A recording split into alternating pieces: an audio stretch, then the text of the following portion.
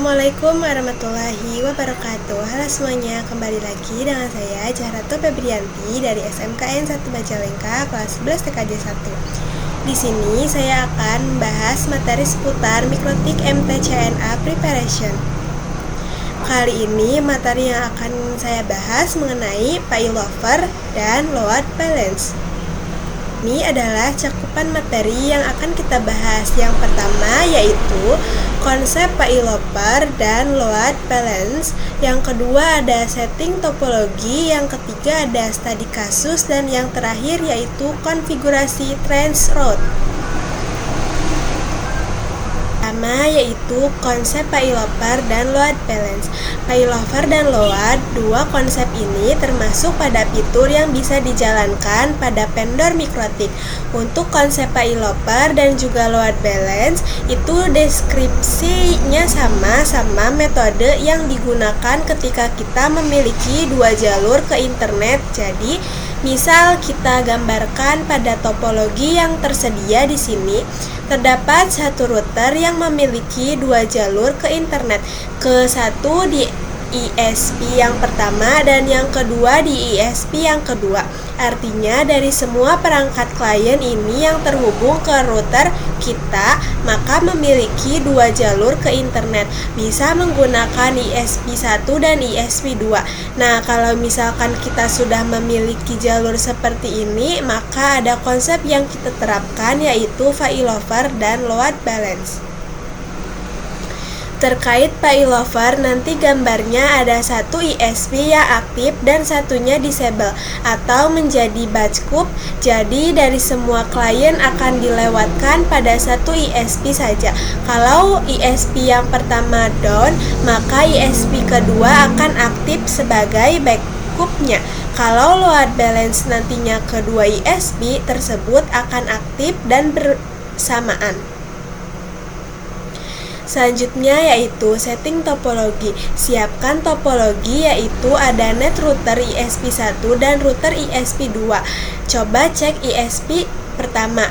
Yang pertama yaitu buka Winbox, yang kedua ganti hostname-nya menjadi ISP 1. Buka menu sistem, lalu ke identity dan ubah namanya menjadi ISP 1. Lalu apply dan OK. Lakukan hal yang sama pada ISP 2. Kita hapus dulu atau putuskan kabel dari ISP 1 ke ISP 2. Untuk yang ISP 1 memiliki IP address 10.0.137.146. Nah, kalian bisa cek pada ISP 2. Koneksikan terlebih dahulu pada net. Yang pertama pergi pada terminal ISP 2. Untuk loginnya itu admin, passwordnya kosongkan saja. Ketik N lalu ctrl plus C, lalu ketik IP address print, nanti akan ada IP address dan IP gateway-nya. Nanti kalian kasih note agar tidak lupa IP address-nya, lalu masukkan ke Winbox. Nah, setelah berhasil, kita coba tambahkan router mikrotik lagi yang bertindak sebagai customer. Nah, nanti goalsnya mikrotik yang bertindak sebagai customer ini memiliki dua jalur ke internet, bisa menggunakan ISP 1 dan ISP 2. Lalu router mikrotiknya dihubungkan ke ISP 1 dan ISP 2, nyalakan mikrotiknya. Setelah itu kita coba cek router customer-nya memiliki IP address berapa. Pastikan router customer ini bisa terhubung ke ISP 1 dan ISP 2. Yang pertama login menggunakan admin, passwordnya kosongkan saja, ketik N lalu ctrl plus C, ketik IP address print. Misal masih kosong, berarti langkah yang bisa dilakukan yaitu setting IP address pada Ether 2 pada ISP 1 dan Ether 2 pada ISP 2 yang berfungsi sebagai gateway untuk router mikrotik. Langsung setting saja pada Winbox ISP 1. Buka Winbox yang sudah terhubung pada ISP 1, lakukan ke IP dan cari yang namanya address, lalu pilih Ether 2, lalu IP-nya misal 192.168.1.1/24. Kalian bebas mau berapa saja, lalu klik apply dan OK. Lakukan hal yang sama pada ISP ESP2 setelah berhasil setting Ether 2 dari ESP1 dan ESP2. Selanjutnya kita setting pada router mikrotik yang menjadi customer. Selanjutnya, materi tentang failover. Terdapat dua link akses internet menuju ISP. Terdapat kriteria satu aktif dan satu backup. Yang aktif hanya satu. Jika ingin berpindah menggunakan jalur internet satunya, bisa dimainkan parameter distance. Jika main link down, maka jalur internet akan dialihkan menggunakan link backup parameter, lalu cek gateway distance atau menggunakan script. Selanjutnya yaitu studi kasus. Yang pertama ada konfigurasi sederhana, yang kedua merubah parameter distance, lalu cek gateway sama dengan ARP atau ICMP. Konfigurasi sederhana yang aktif adalah ISP1.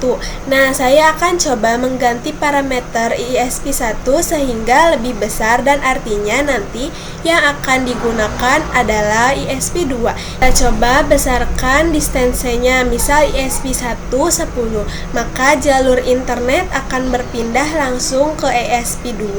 Nah, itulah cara memainkan failover. Selanjutnya yaitu load balance.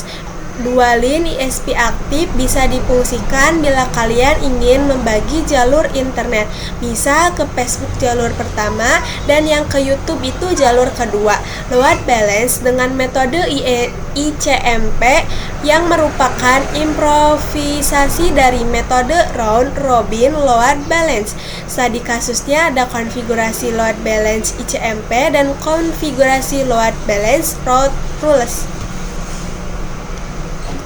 Konfigurasi load balance ICMP. Untuk konfigurasi load balance sangat simpel. Hapus dulu di router yang mengarah ke internetnya, lalu konfigurasikan dengan cara masuk pada routing table. Yang pertama masuk pada menu IP, lalu ke router, lalu nanti klik ADD untuk DRS address-nya mengarah ke 0.0.0.0. Untuk gateway-nya isikan 2 ISP. Lalu klik ADD new value, nanti gateway-nya isikan IP dari ISP yang pertama, lalu di-apply dan OK, maka nanti sudah terdapat informasi AS bahwasannya kita ke internet bisa menggunakan ISP1 dan ISP2. Cara uji coba di PVC 1. Terlebih dahulu, yang pertama klik 2 kali pada PVC 1, lalu ketik IP DHCP, nanti akan mendapatkan IP address dan gateway-nya. Lalu ketik ping 8.8.8.8. Ketika sudah berhasil, bisa lakukan varens kira-kira PVC 1 ke internet menggunakan ISP yang mana. Ketik trans 8.8.8.8.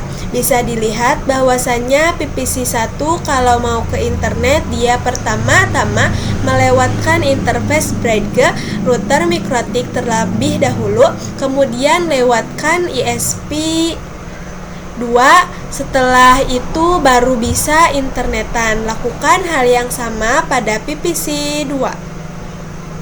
Selanjutnya yaitu transroute. Coba di PVC 1, misal ingin ke Google, kira-kira menggunakan ISP yang mana?